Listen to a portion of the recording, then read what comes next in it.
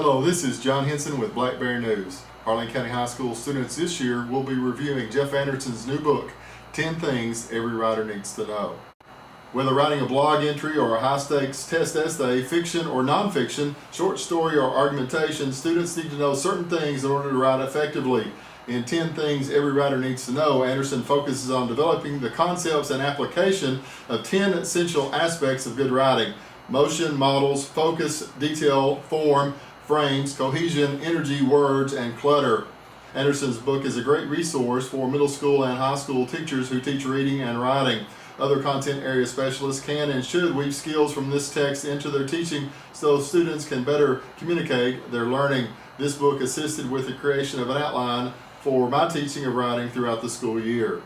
I was really excited to start working on this book, 10 Things Every Writer Needs to Know, several years ago, because what I really wanted to do was take some of the work I had been doing with making grammar and editing instruction in writing and show how you can use those same things to make text structure in writing, that you could teach form without teaching formula, that just because something is tested in a certain way doesn't mean that's the best way to teach it so that I'm successful on that test. And I think we're so afraid sometimes of these tests and these standards and benchmarks that we forget about what works best in instruction, what works best for kids. And I really wanted to explore that idea in a book where we're taking the larger part of writing, not just the sentence level, and we kind of zoomed it back to the paragraph level and looking at all the possibilities of what writing can do rather than all the limitations sometimes that it gets set in.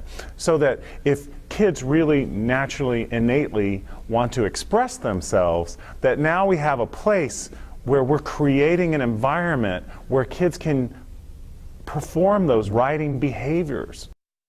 The book begins with the overview, what does every writer need to know? Anderson then tackles his big 10. Chapter 1 is motion, getting and keeping writers motivated. Chapter 2 is models, using mentor text. Chapter 3 is focus, narrowing the scope.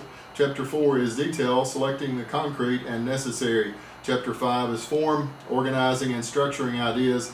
Chapter 6 is frames, exploring introductions and conclusions. Chapter 7 is cohesion, unifying the whole. Chapter 8 is energy, creating rhythm and style. Chapter 9 is words, crafting precise diction. Chapter 10, clutter, deleting the extraneous. So, what is the scientific method?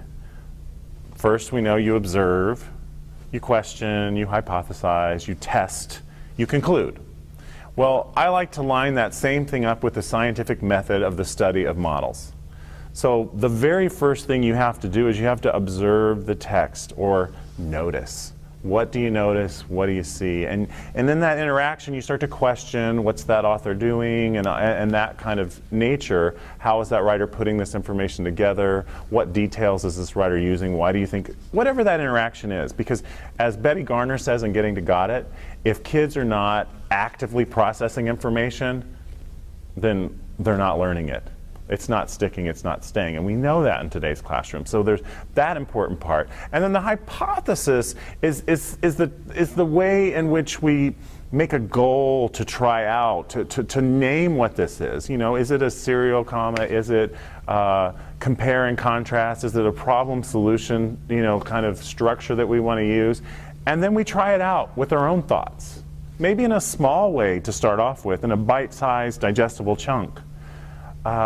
And then once we've done that, then we think about how else are we going to use this in our writing, and how else do writers use that? And what the beautiful thing is once we've paid attention to text in a different way, then every text we encounter teaches us something new, because we pay attention to it in a new way. So I do think the scientific method of looking at models is really important, because it's not only developing those observational skills, which are such a crucial part of our cognitive structures, it also scaffolds what real writers do.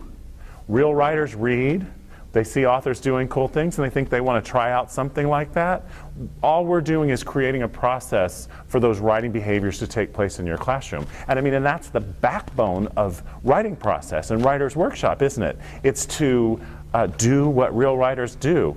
So we're creating a space in the 10 things every writer needs to know, where kids get to behave like writers. The book closes with numerous exercises for students, beginning with a power writing chart, followed by sections on pronouns, antecedents, sentence patterns, and eliminating clutter.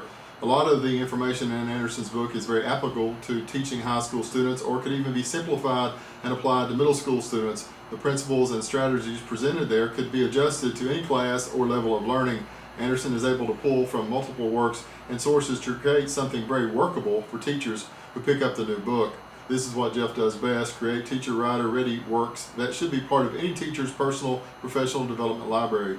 Here, Jeff has taken 10 items, and who doesn't like a good list, and developed each into a chapter that provides the element and examples of that element in action, all the while peppering in suggested titles that a teacher might pull in to use with that particular element.